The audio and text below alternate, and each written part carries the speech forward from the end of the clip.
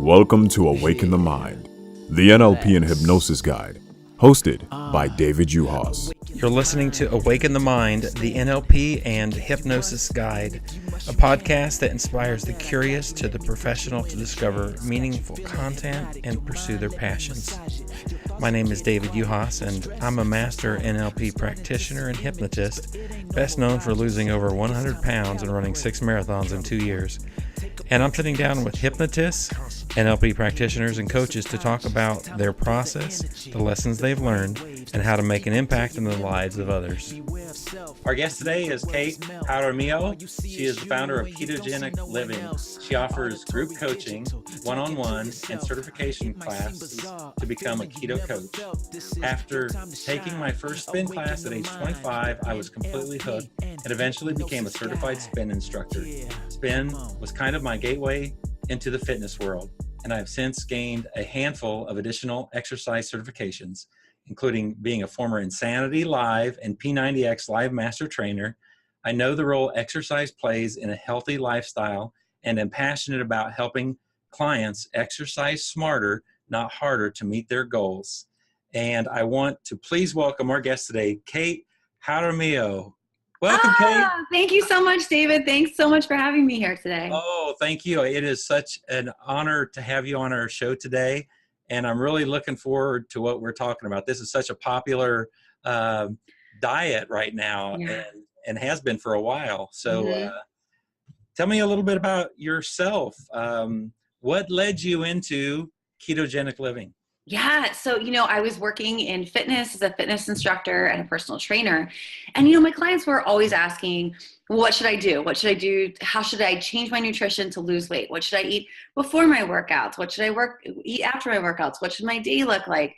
And, I had learned all about sports fitness and fitness nutrition. And it was, at the time, this was years ago, it was all about, the 6 small meals a day and really watching calories in and calories out. It was more, high carb and low fat. And truthfully, this is what I was telling my clients because it was what I was learning in the fitness world. And I wish I could go back to every single one of them now and say I'm so sorry, but hopefully they're listening to me and following me. I ended up going through the Institute of Nutritional Leadership that Dr. Josh Axe was holding. And he's the one that really turned me on to keto. What really caught my attention was that he said that it's the protocol that he uses for his clients when they have significant weight to lose and they want to lose weight quickly. And a lot of my clients are people, women specifically, who want to lose weight and would like to lose it quickly. I think a lot of people would probably be interested in that. But more than even that, just what he was explaining and what I was studying about keto, it just made sense. It made sense more than the calories in and calories out theory. It made sense more to me than this high carb and low fat thing that we were trying to do, and especially eliminating processed foods from our diet. And gosh, I just studied it so much more. And I had a group of women that I was working with that were exercising regularly that had just completely stalled in their weight loss. So I said, listen, I have something crazy. I know that this is completely the opposite of everything I've ever told you, but I think that this really makes sense. Would you be interested in giving it a try? And 9 of them said yes, as we embarked on this 8-week program that I was just kind of figuring out as we went.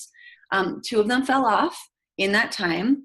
But the ones that completed this 8 weeks of nutrition and exercise, and really we were just looking at reducing our carbohydrates, that was the main thing, and eating clean, unprocessed foods, and eating a good amount of healthy fats, but we weren't really tracking macros.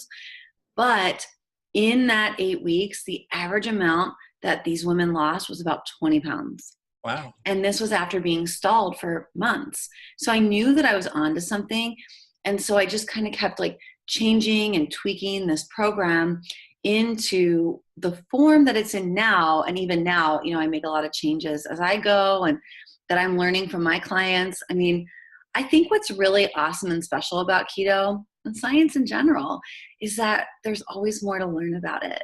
So it's exciting to be a constant student of our industry and check the new studies that are coming out, and look at how profound of an impact clean living and healthy fats and lowering our carbohydrate intake, reducing that glycemic load is having on both our short and our long-term health. It's incredible. Nice. Well, so let's dig into that. How does the ketogenic diet work?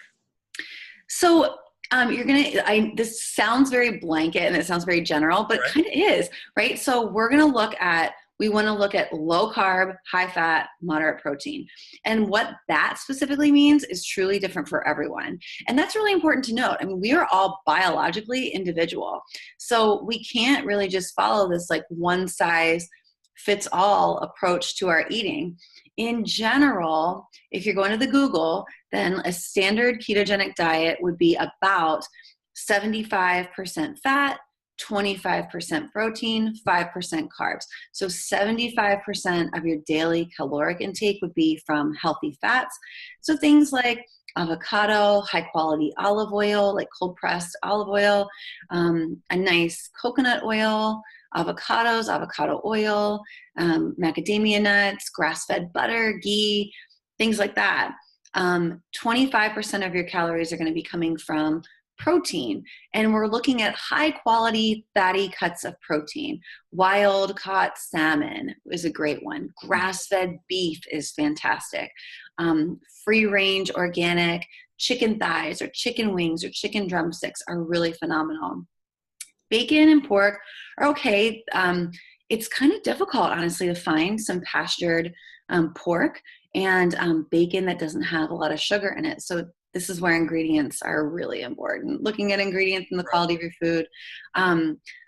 Cage-free pastured eggs are phenomenal. They're great sources of fat and protein. And then about 5% of your daily calories are coming from carbohydrates.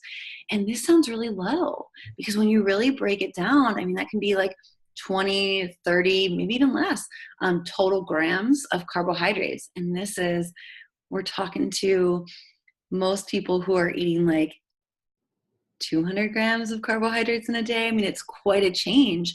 And our carbohydrate sources are coming from, hopefully they're coming from great whole foods, fibrous green vegetables. Maybe as long as we're not sensitive to them, like insulin resistant, we could have some berries in there. Seeds and nuts do have some carbohydrates in them. The majority of my carbs in a typical day come from like some spinach, broccoli, cauliflower. I love bell peppers. And this is where a lot of my carbohydrate comes from.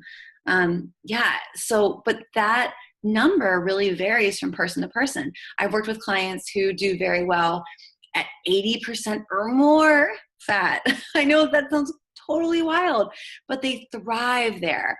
Their biomarkers are indicate that they're in the best health of their lives. They feel amazing. And I've got other clients that I work with that do a lot better, around 60 to 65% fat. So you can see that range is huge, and it really depends on the individual. But for those who are just starting out, give that 75, 25 a go, and then, adjust it depending on how you feel. Right. So tell me about like the typical American diet. What it's all around us, and it's hard to escape it without some careful planning.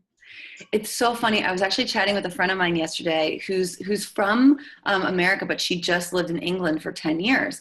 And she came back and she was telling me that their grocery stores have a section called American food. And she was like, gosh, no wonder like everybody thinks that we're so bad, our nutrition is so bad, but the foods that were there were processed and came from America. But they were like, Pop-Tarts, Nutri-Grain bars, like Captain Crunch cereal, things like that, like different pieces of like chocolate and nougat and things. And not to say that other countries don't have junk, it's just so much less than that. We're about convenience foods. There's a lot of like processed meats and processed foods. Oh my goodness. Even if you look, say you pick up like a healthy choice frozen entree, right? Because you're on the go, you're a busy professional. If you turn that thing over and look at the ingredients, I do not think that any of them start with a real whole food ingredient. A lot of them are like cornstarch, high fructose corn syrup. There's a lot of like corn products in these things. And because of the way that we grow things, our crops are totally sprayed with pesticides. That corn is genetically modified to produce a lot of it. So we can throw it in a lot of things. And that's the type of stuff that we're putting into our bodies. So I would say that the typical American diet is both high carb and high fat, and not like the healthy fats like I was mentioning earlier, the fats that are super refined and super processed. Vegetable oil, soybean oil, canola oil.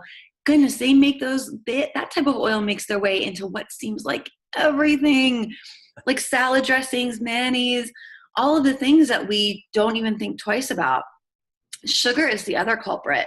And it's funny because I think that, now that people are becoming a little bit more conscientious of what they're putting into their bodies, and they know that they do want to consume less sugar, food manufacturers are smart about this. And so they'll disguise sugar in words like maltodextrin, dextrose, high fructose corn syrup, brown rice syrup, corn syrup, coconut sugar isn't really as bad. It's still, for me, spikes my blood sugar. But it's just these syrups, molasses, just so that they can avoid putting sugar in there. Right. Yeah. Right. Well, tell me about the benefits of keto in relationship to diseases. Sure. So I'm not allowed to say that keto cures anything, but I do know from extensive research and everything that I've read and everything that's ongoing, there is a link to how we eat and live and how our long-term health is. So let's look at cancer, because I think that we all know somebody at least that has been affected by cancer, if not, us directly. So cancer cells are damaged, right? And they can only feed off of glucose, off of sugar. So anything that we're putting into our bodies, be it sugar itself or these refined carbohydrates that are turning into sugar in their body, that's fuel for cancer. And it's the only fuel that they can survive off of. They can only live off of glucose. So if we take that fuel source away, wouldn't it make sense then that we are starving the cancer cells of their only fuel source? And if we're starving them, doesn't it make sense that they'll shrink down, shrivel up, and die? So, that's one way that the ketogenic diet can help possibly treat, prevent, or cure a life-threatening disease like cancer. We can also look at it from a blood sugar standpoint. So a lot of people are talking about keto as being that should go hand in hand with a type 2 diabetic diet. And I couldn't agree more. So in a type 2 diabetic, their cells are lacking. So our cells are like these small little things that have like these little fuzzy things, like little fuzzy hairs coming out of them, and they're insulin receptors. And when our bodies, in a type 2 diabetic, they are insulin resistant. So those little receptors are kind of dead. So they don't feel like, when we ingest things like carbohydrates and sugar, they don't feel the need to, they don't feel it. So they don't produce enough insulin to balance out blood sugar. So blood sugar will continue to rise. The cells are already completely full of glucose themselves. They can't release them. They just don't know how. So it's kind of like a crowded subway where people are trying to push themselves on. These are how the glucose is trying to push its way into the cell. The cell can't release any because it's not signaled to. So there's a really scary balance now of type 2 diabetics who are insulin resistant to now they're taking tons of insulin, because that makes sense, because there's already so much insulin in the cells that they can't expel it anyway. So you're going to give it more to balance out blood sugar. And eventually this type of insulin resistance, the receptors in your brain aren't catching the signal to balance out your blood sugar. And it can lead into what we can call type 3 diabetes, but what is Alzheimer's disease. Even like with Alzheimer's, and I'd heard studies with the diabetes and the Alzheimer's where there are doctors that are prescribing this low carbohydrate Yeah. type of diet. Cool. Yeah. Oh, yeah. It's amazing. There's actually Dr. Dominic D'Agostino. He has devoted pretty much his entire life. He's working out of Tampa in a university there, and they study the effects of a low carbohydrate ketogenic diet on chronic and life-threatening disease. So they were first looking, I mean, this was, keto's not new. It's been around since the early 1900s and was originally given to children with epilepsy. Because once they took the sugar and the glucose out of their bodies and they upped their fats, they weren't having seizures anymore. So that's keto and how healthy fats and how sugar affects your brain. There's a direct correlation there. And so like an epileptic diet is probably about 90% fat. So a lot of people that are kind of like, oh, keto's so bad and people aren't doing it right, or, well, okay, I get it. Like keto in the 1900s for epilepsy patients, and still now for epilepsy patients, it is about 90% healthy fats. I mean, that sounds pretty crazy, right? And very, very low carb. But you can see that there's, and Dr. Dom was studying epilepsy. He was studying age-related cognitive decline. He's been studying cancer, and they're finding over and over again that it truly is diet and lifestyle, and that the ketogenic lifestyle is having a profound impact on treating these diseases, preventing them, and even, reversing the symptoms. What's really amazing, something that he found that it's blowing my mind, is that you can actually change your DNA. You can actually change your gene expression with what you put in your mouth and how you live. This is really getting back into the fundamentals of health, which is nutrition, right? And what's affecting all of us? Like, what is at the root of chronic and life-threatening disease? It's typically gut health and inflammation. What is feeding our gut flora the most? Food and toxins. And how we live, food, toxins, stress, all of these things. It's just amazing that we've come so far in medicine, but now, like, a lot of us are looking at the very, very basic, which is diet and lifestyle. And I think it's incredible. When I've talked about keto before, sometimes people will say, so you can't eat vegetables. And I grew up, you're supposed to eat your vegetables, but not all vegetables are the same, right? Right. Absolutely. So we think of vegetables. A lot of us are like, I'm from central Pennsylvania, and like we had like corn and potatoes on our plate all the time. Yeah. And like, right. And like, so a white potato is a tuber vegetable. And for many people, not all, but for many people, it can spike their blood sugar levels, and it is very carb heavy.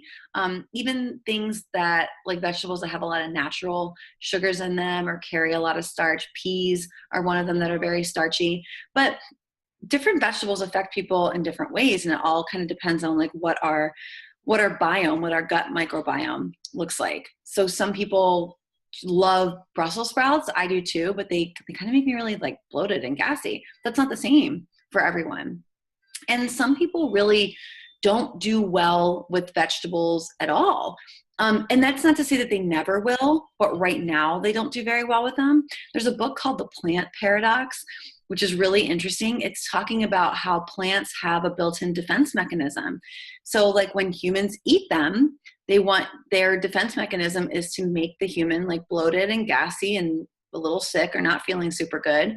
And that's their defense mechanism, to be like, hey, don't eat me again. I told you, I warned you.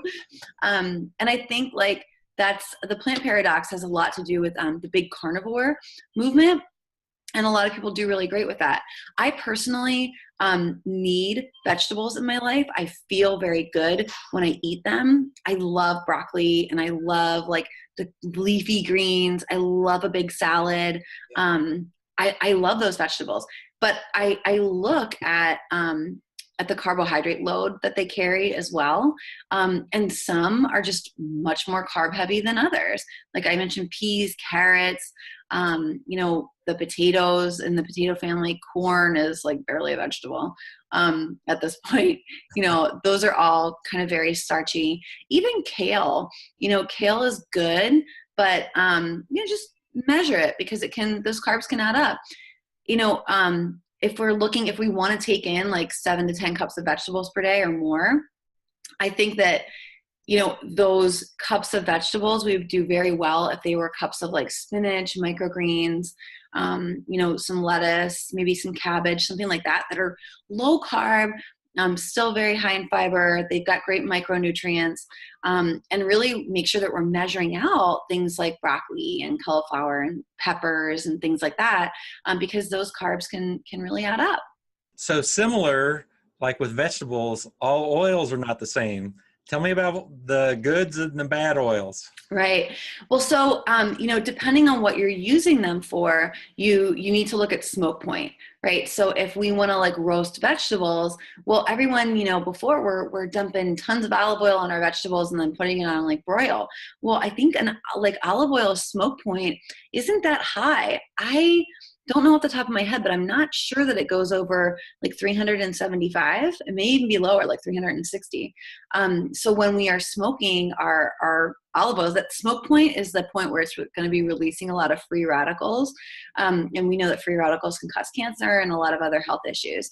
But like, I think a cold pressed, high quality olive oil is one of the best things that we can get. My family and I are actually going to Italy next week. And oh my gosh, I cannot wait to just like bathe myself in like this amazing, like cold pressed, olive oil. Coconut oil is also really, really fantastic. Avocado oil is great. Macadamia nut oil, beef tallow, duck fat, ghee, grass-fed butter. Like all of these fats are really good fats. They're good. They're high quality. And again, depending on what you're using it for, like a little bit of like sesame oil or something like that on your salad to give a little Asian touch. Those are all fine.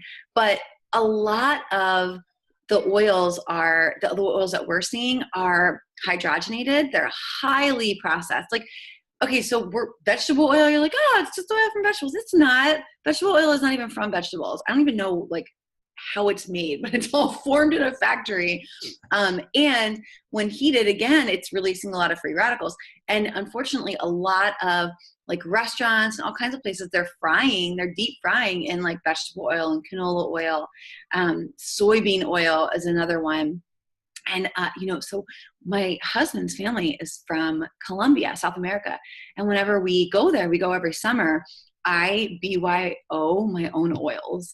And it's because it's so crazy. I cannot get olive oil there. I cannot get coconut oil there. They use canola oil for like everything. And now that I have eaten so clean for so many years now, I know when I put that into my body, oh my gosh, I get like bloated right away. I'm like, oh, what is this? Like, so bad. Yeah. I'm curious about how that plays into maybe more advanced keto with fasting. Well, so, when we were told for so long, and I think the rumor is still out there, oh, eat your carbs the first thing in the morning. Like that's the best time to eat your carbs because you have the whole day to burn them off. Well, see, that's not really true because carbs burn really fast. So when we eat them, we burn through that source of energy very quickly. And so we are left then in kind of this like energy slump. Like, oh, well, what should I do now? I guess I should eat something, right? Because your body's calling for, okay, if you're staying awake, then you're going to feed me. So, you're probably just going to eat more carbs for that quick burst of energy. So carbs burn really fast. Fat, however, burns very slow. So when you eat, these healthy fats and, high quality proteins together, you're able to stay fuller longer. I love when I'm working with my clients and they're like, I skipped breakfast today. Is that okay? I'm like, yes, yes, it is. So, eat when you're hungry, drink when you're thirsty. I mean, you should really be overhydrating, but I really like the eat when you're hungry, and fat will keep you fuller longer. Now, because carbs burn really slowly, what works for me, not everybody, again, because this can kind of keep them awake at night, but what works for me is to eat the majority of my carbohydrates, so my big salad, as like my last meal of the day, because I'm not doing as much. So I'm just not expending much energy. So I'll eat them later in the evening. I'm not doing anything to burn them off. So they have like a slower burn. I'm sleeping through the night. I'm sleeping through any sort of like spikes in my insulin that may occur just from the digestion of these carbohydrates. I wake up, I'm full, typically I don't have anything in the morning. I'll just, wait. I should say now that I'm pregnant, I do have something in the morning. I've noticed that my body really wants something in the morning. I'm usually eating eggs or fatty coffee or something like that. But usually, like not pregnant, I'm just drinking a lot of water. I'm sipping on some black coffee. I'm getting my workouts in. I love getting my workouts in on a fasted stomach. I feel so much more powerful that way. And I like that my body, and I think I feel so much powerful is because my body is relying on my fat stores for energy. It's not burning up carbohydrates. Those are gone. Or maybe the little bit of that I had left over for dinner is pushing me through the first like 15 minutes of my workout. And then my body's relying on fat stores. So I'm just burning a fuel, like my own body fuel for energy, clear-headed, focused. I'm like, woo, like nothing can stop me. And then I usually don't even have my first bite of anything, including like a fatty coffee, until probably around noon. And then I'll close my feeding window by like 8 p.m. But like I said, now it's a little bit different. I'm not fasting because I'm pregnant, and I'm fine with that. I'm really just listening to my body. I am feeding it more carbohydrates than normal. So, and mostly in the form of vegetables. I've eaten a little bit more fruit. But I gotta say, like, I've experimented with different fruits. And I notice the ones that are higher in sugar just naturally don't make me feel good. Like grapes taste wonderful, but for me, they give me a headache. Like my body's just like, you don't need that. Go with like some blueberries or some strawberries or something and you're good. You have such an incredible program, and I'm really excited about how complete it is. You have not only the dietary part of it, but you also have exercise built into it. And people are so busy nowadays. And I think also there's some confusion on, like with exercise, what's the right kind of exercise to do. But with your program, you have it the most efficiency for your time and burning fat. Can you talk about that a little bit? Oh, absolutely. So like I've got a bunch of kids. So I really do need workouts to be like pretty short and concise. And I want them to be as effective as possible.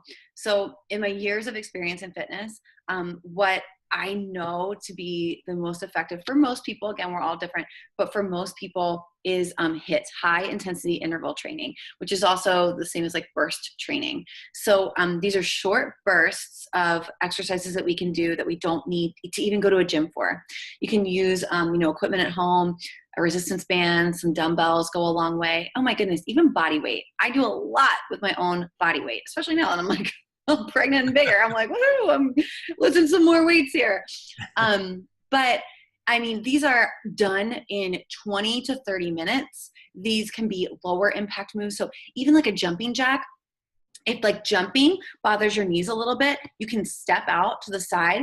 But these are like, say 20 seconds of high intensity, like a workout, 20 seconds of like high intensity jumping jacks, followed by a 10-second rest where you're just kind of walking back and forth a little bit.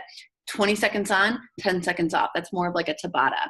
Sometimes we can look at like, 50 seconds of working out of an exercise with a 10-second recovery.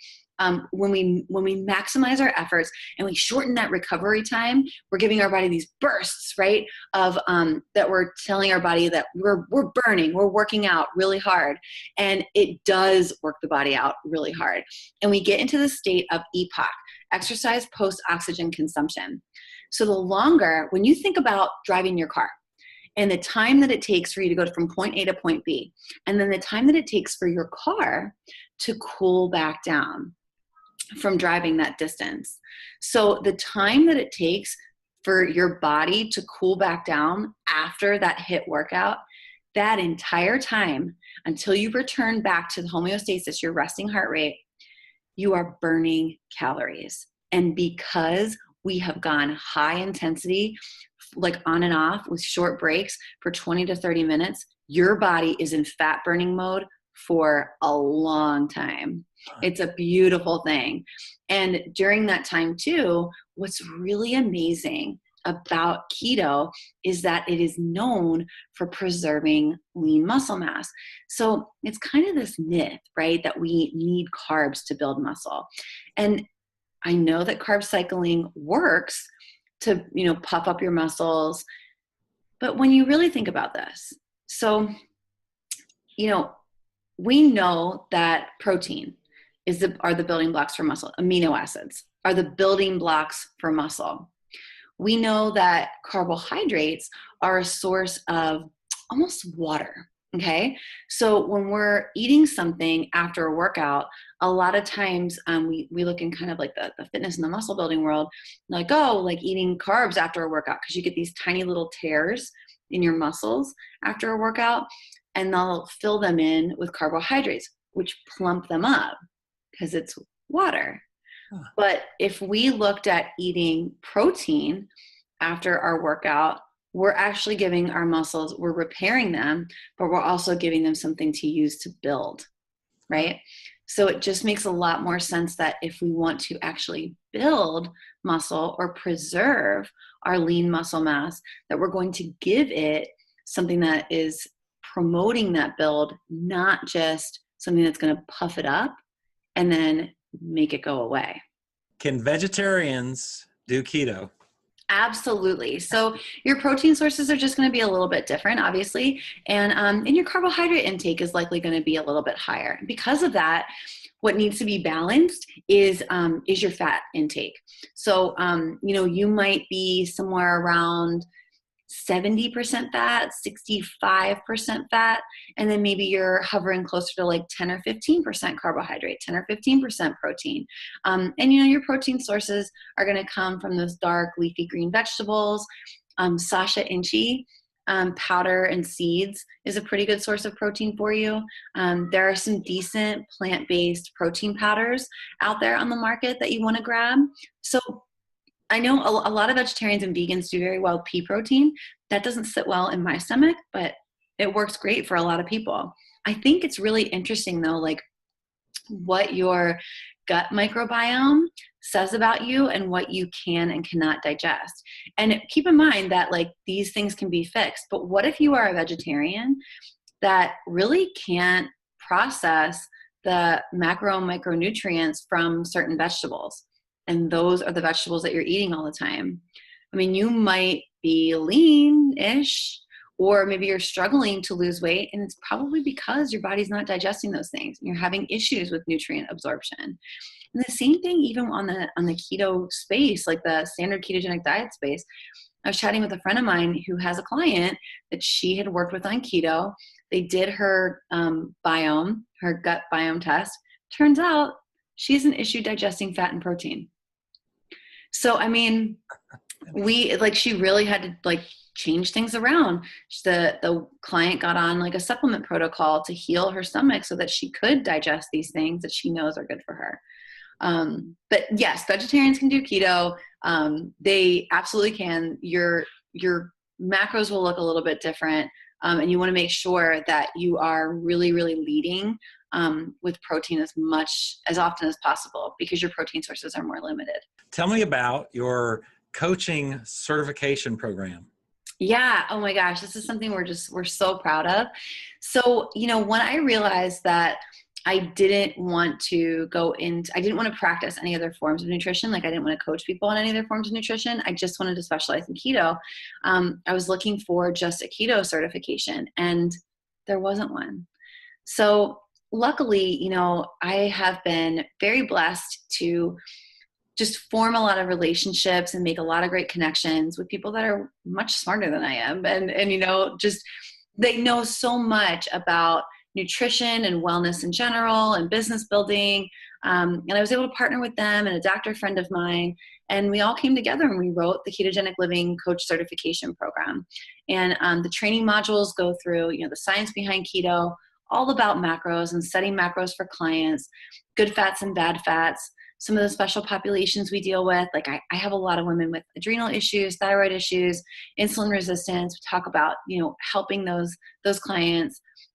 We talk about, some of the diseases, chronic and life-threatening diseases that keto has been studied to prove to be effective for, and why that's effective. We talk about measuring ketones, how to do it, why it might be important. We have a whole section about fitness and burst training. Then we go into how to build your business, and we talk all about that. And growing your business, promoting your business, working with clients. From there, our coaches take a coach assessment. Once they pass that, they get their certificate of completion. And I really think of this as just like part one, because part two is really digging into all of the information that we have in our shared files. So these are all the programs that I have ever created or ever will create. And they have, some sample meal plans and recipes in there, all the fitness workouts. We have the 7-week Ketogenic Living 101 program where we're helping our clients get into ketosis and becoming fat adapted. And we have a Ketogenic Living 102 program that guides our clients through some of the more advanced strategies, like a fat fast and an extended fast. We even talk about the carnivore approach to keto. There are sample email marketing funnels in there, all the marketing materials I've used to grow my own business, client intake forms, waivers, all of these that we've had examined by an attorney and, beefed up a little bit to make sure that we're protected as coaches. That's kind of part two. And our coaches are able to use all of that information that's in those shared files. I don't copyright them so that the coaches can use them, take my name off, put their name on, change them however they want to use them for their own business and their own clients. And then part three is getting involved in our community. So we have a private community on Facebook. We have a naturopathic doctor on our team. We've got a lot of other opportunities like true cellular detox practitioner opportunities with Dr. Dan Pompa's team. We do monthly business trainings in this group. And it really serves as like this mini mastermind for people, coaches now all over the world. I mean, we've got coaches on 5 continents. It's incredible. Wow. Nice. Everything you need to be a keto coach. Yeah, exactly. Wow, and growing, Yeah, it really is. And it's growing. And, we give our clients, our coaches, lifetime access to everything. There's no, ongoing fees or anything like that. Nice. So it's awesome. We're super proud. Cool. So what's up next for you? What classes and trainings do you have coming up? And also, do you have some books that you keto recipes and things like that? Books that I recommend. Oh my goodness. Like the Ketogenic Bible, The Art and Science of Low Carb Performance, Keto Clarity, Cholesterol Clarity. These are like amazing books for the keto lifestyle. I love Leanne Vogel's keto books for recipes. I think that her books are really fantastic. Martina Zlaharova, she's got some great books out there. Vivica Menendez, if you're looking for like a keto paleo approach. These are great authors with great books. For me, what's next, I'm actually working with a few other wellness and fitness practitioners who have amazing online programs that they want certifications for. So I'm helping them out in getting their certifications active, and we'll bring them over as an offer into our community so that we can continue to learn and grow in different areas such as fasting and macros and things like that, like those unique approaches. I'm also really excited about what we're doing with True Cellular Detox and Revelation Health. I'm excited to build out an additional 12 weeks of our Keto 101 program that goes into diet variation and toxin elimination. And I think, this opportunity too is just going to be incredible for our coaches, for our program. I'm working on a Keto Kids program that's really more keto for families. I get to be in creation mode now, which is like the best place to be. Our listeners would love to get a hold of you. How do they do that? What's your phone number, your email, and your websites? Yeah, so the best way to get in touch with me is really my website. It's www.ketogenicliving101.com. And on there's a contact me button. You can schedule a call with me. You can email me directly. But the website is the best place to start. And I've got tons of free resources on there that feel free to download, use them, get started in your ketogenic life, get started in your wellness business. But yeah, like we're here to help you and love on you and spread the fat-filled joy. Well, it has been an honor for you to be with us today, Kate. Thank you. Our guest again, Kate Jaramillo. You did it. With Thank you. Ketogenic Living. Thank you so much, Kate. Thank you, David. Thank you so much. It's been great to be here. Thank you. Thank you for joining us today with Awaken the Mind, hosted by David Juhas. Awaken the mind, you need to understand. If you can't, you must, and if you must, you can. Now that I got you, let me put you in a trance. Got you feeling hypnotic, your mind, let me massage it. Your thoughts are getting quiet, your stress subsiding. You starting to see images, but it ain't no mirages. Think it's time to calibrate. Take a breath and concentrate. Get into your subconscious. Time to feel the energy, the brain waves. Let's go deep into your memory. Beware of self, let the worries melt. All you see is you and you don't see no one else. Auditory digital, talking to yourself. It might seem bizarre, a feeling you never felt. This is your time to shine. Awaken the mind, the NLP and hypnosis guide. Yeah.